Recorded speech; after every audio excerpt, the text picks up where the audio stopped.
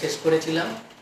আজকে তারপর থেকে বাকিগুলো করে এই বসে দেখি 15.2টা শেষ হলো।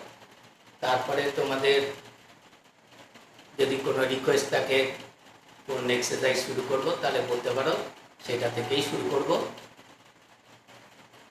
আজকে করছি 22.1 অঙ্ক। এখানে 5টা আছে, 5টাই খুব ভালো অঙ্ক, একটু মন দিয়ে বুঝবে।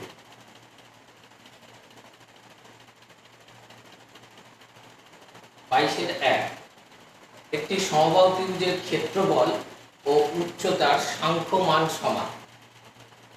সাংখ্যমান মানে হচ্ছে শুধু মানের দিক দিয়ে সমান হবে, একক সমান না।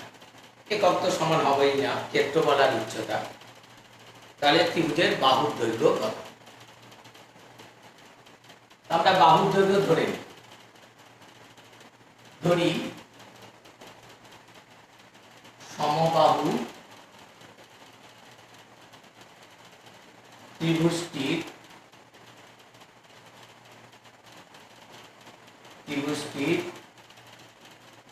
বাহুর দৈর্ঘ্য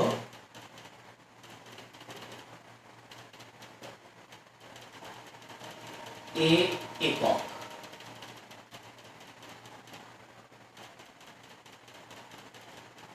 তাহলে এবারে বলেছে ক্ষেত্রফল আর উচ্চতা সাংখ্যমান সমান।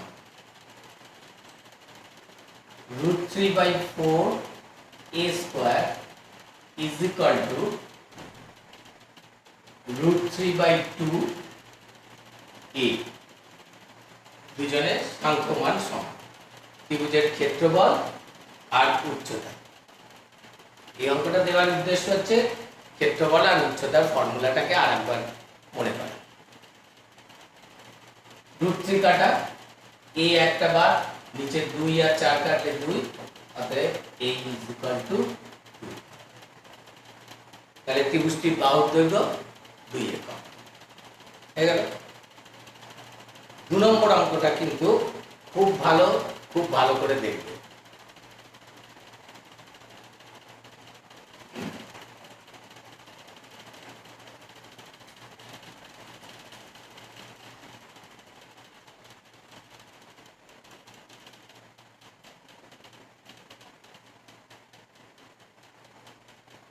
একটি ত্রিভুজের প্রতিটি বাহুর দৈর্ঘ্য দ্বিগুণ করলে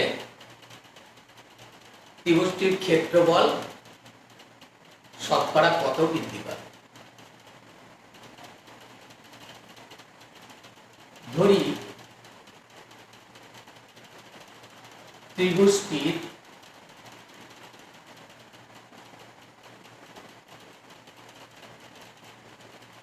বাহুর দৈর্ঘ্য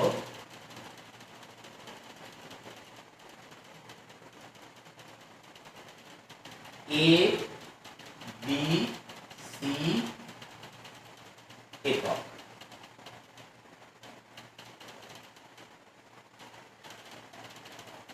অতএব অর্ধ পরিসীমা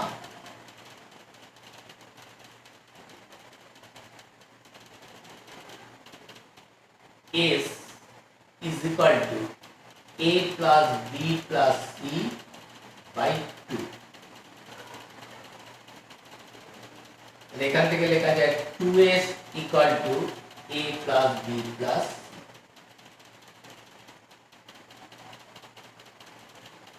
অতএব ক্ষেত্রফল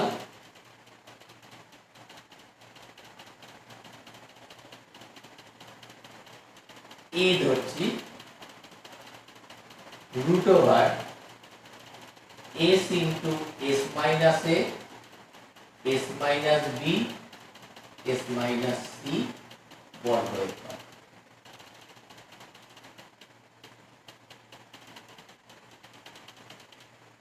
এবার বাহুর দৈর্ঘ্যকে দ্বিগুণ করতে বলেছে।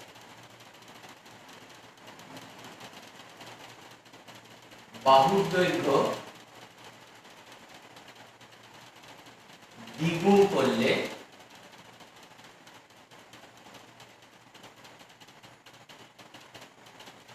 বাহুর দৈর্ঘ্য হবে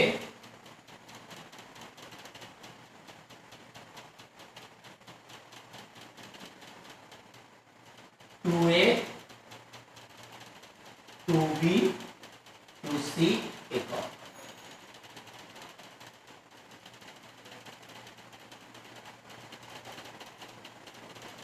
এবার অর্ধপরিসীমা। অর্ধপরিসীমা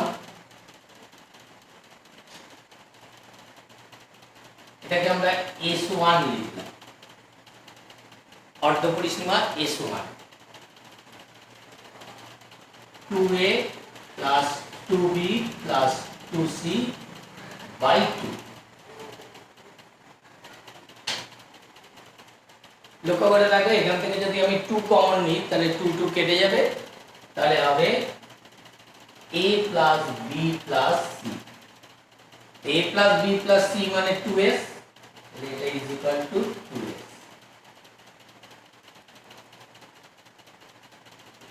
হ্যালো, এবার আমরা দ্বিগুণ বাহুর দৈর্ঘ্য দ্বিগুণ করলে তখন ক্ষেত্রফল কতটা হবে, তো সেটা করতে হলে আমি একটুখানি বড়ভাবে একটুখানি মুছে দিই।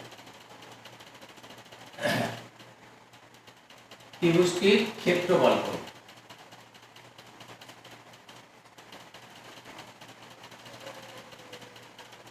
অঙ্কটা দেখো, খুব ভালো লাগবে। ত্রিভুজটির ক্ষেত্রফল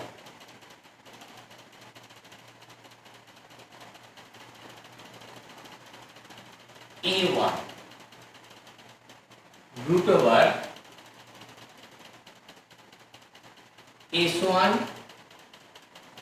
into S1 minus 2A S1 minus 2B S1 minus 2C বর্গ একক।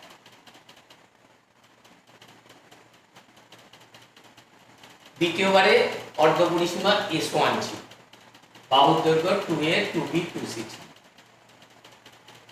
এবার আমি S1 এর জায়গায় 2s বসিয়ে দিচ্ছি। Root over 2s into 2s minus 2a 2s minus 2b 2s minus 2c।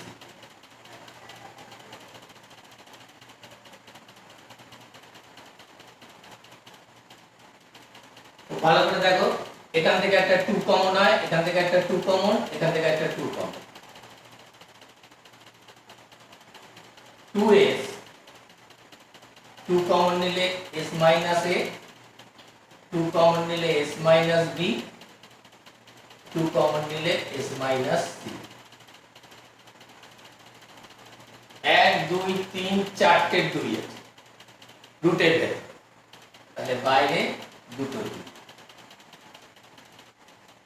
ভেতরে s into s minus a s minus b s minus c। এটা ছিল প্রথমবারের ক্ষেত্রফল, যেটাকে আমরা a লিখেছিলাম, তাহলে 4a। তাহলে এখনকার ক্ষেত্রফলটা হলো আগের ক্ষেত্রফলের 4 গুণ, অতএব ক্ষেত্রফল বৃদ্ধি, ক্ষেত্রফল বৃদ্ধি 4a minus a মানে 3a। চেয়েছে তাহলে শতকরা বৃদ্ধি,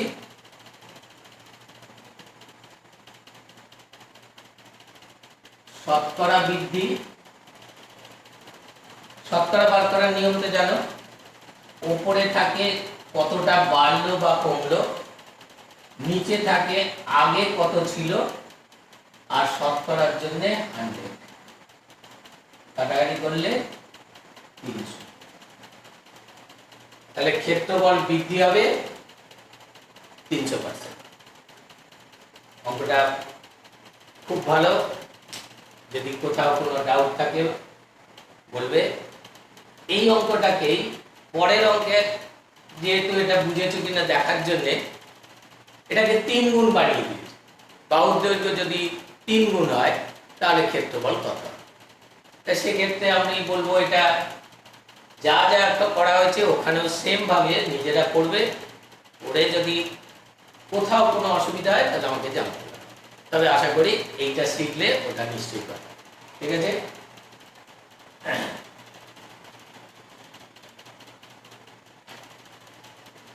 নেক্সট আমরা 4 দাগের অঙ্কে চলবে। 3 নম্বরটা একটু নিজেরা করো।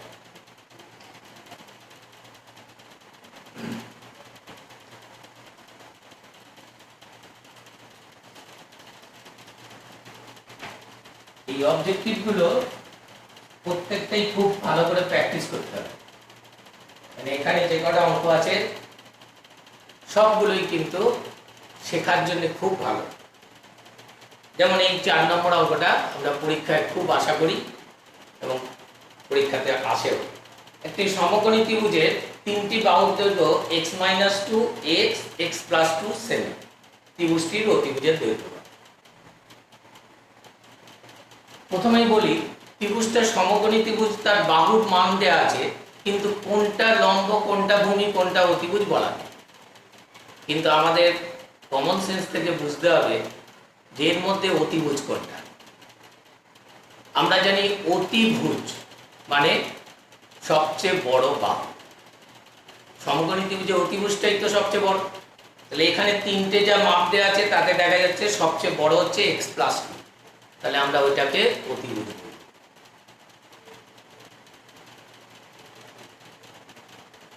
তাহলে অতিভুজ x + 2। আর দুটো আমরা একটাকে x একটাকে x - 2 বলি, লম্ব আর ভূমি। এবার এই তিনজনের মধ্যে সম্পর্ক নিশ্চয়ই জানা আছে, আর নতুন করে বলার নেই। x - 2 whole square plus x square is equal to x + 2 whole square. এটাকে ফর্মুলা করি।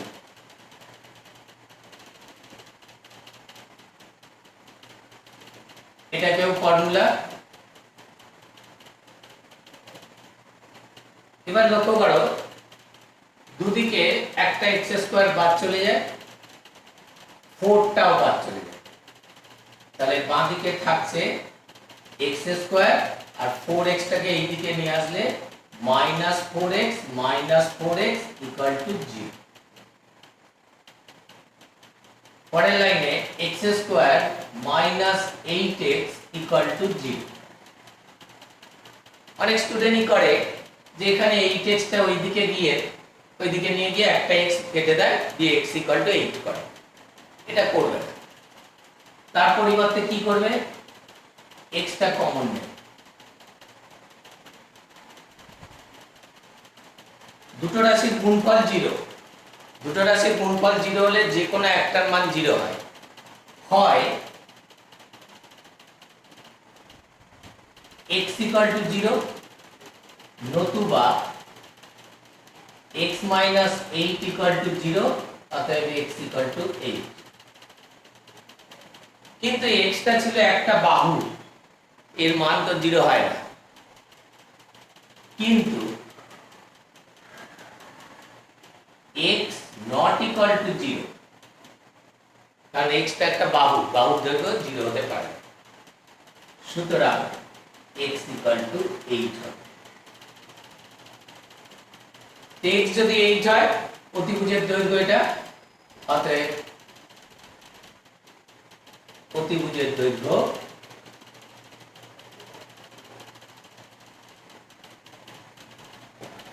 8 + 2 সেমি, 10 সেমি। খুব ভালো, পরীক্ষার জন্য খুবই ভালো। একটু বাড়িতে মন দিয়ে করবে, এই অঙ্কটা কিন্তু পরীক্ষায় আসে। ঠিক আছে? নেক্সট 5 নম্বর, খুব ভালো হবে।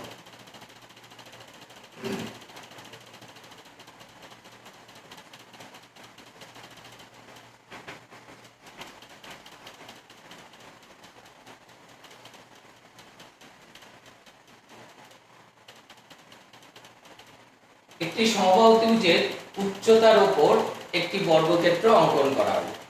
ত্রিভুজ ও বর্গক্ষেত্রের ক্ষেত্রফলের অনুপাত পাবে। একটি সমবাহু ত্রিভুজ,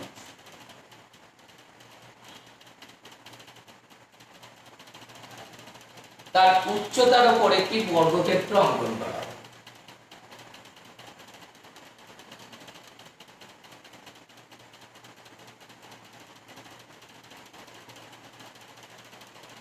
উচ্চতার উপর একটা বর্গক্ষেত্র অঙ্কন করা হবে। ত্রিভুজ ও বর্গক্ষেত্রের ক্ষেত্রফলের অনুপাত পাবে। প্রথমে আমরা ত্রিভুজটার বাহুর দৈর্ঘ্যকে ধরি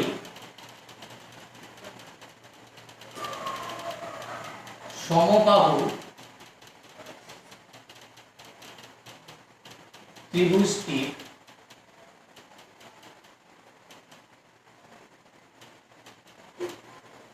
বাহুর দৈর্ঘ্য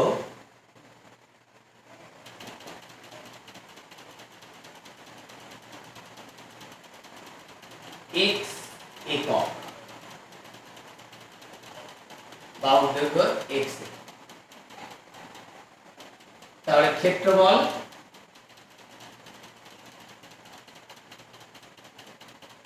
√3/4 x স্কয়ার বর্গ একক। উচ্চতা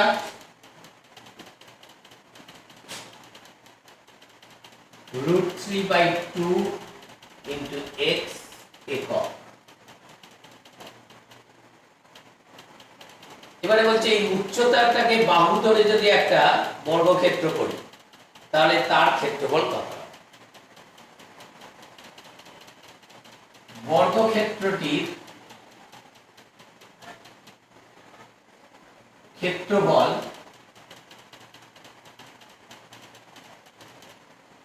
√3/2 x হোল স্কয়ার বর্গ একক। এটা ক্যালকুলেশন করলে 3/4 x স্কয়ার বর্গ একক।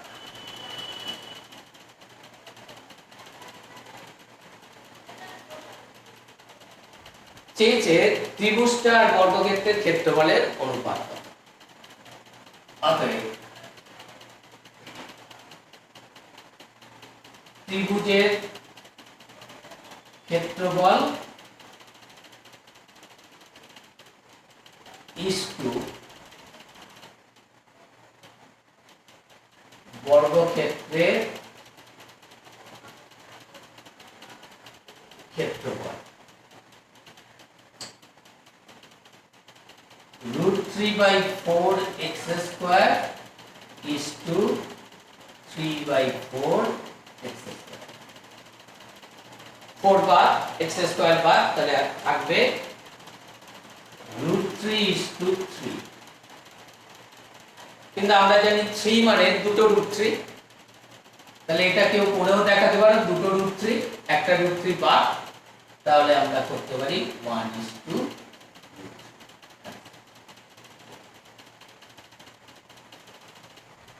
আশা করি বোঝা গেছে। কোনো রকম কোথাও যদি বুঝতে অসুবিধা হয় অবশ্যই কমেন্টস করে জানাবে। আর এই 6টা পর্বে আমি একটা বসে দেখি 15.2টা শেষ করলাম। তার মধ্যে কিছু কিছু অঙ্ক আছে খুব ভালো, হয়তো 2বার 3বার বুঝতে হবে। এরপরে তোমাদের রিকোয়েস্ট অনুযায়ী আমি অন্য কোনো চ্যাপ্টার শুরু করব। তার আগে এই চ্যাপ্টারটা খুব ভালো করে করো আর অবশ্যই কমেন্টস করে জানাও ভালো লাগলে, বা কোন জায়গায় অসুবিধা আছে, বা তোমাদের কোন চ্যাপ্টারটা এবার শুরু করলে ভালো হবে সেটা অবশ্যই বলো। সেই অনুযায়ী আমি নেক্সট ভিডিওটা করব। সবাই ভালো থাকো, সাবধানে থাকবে।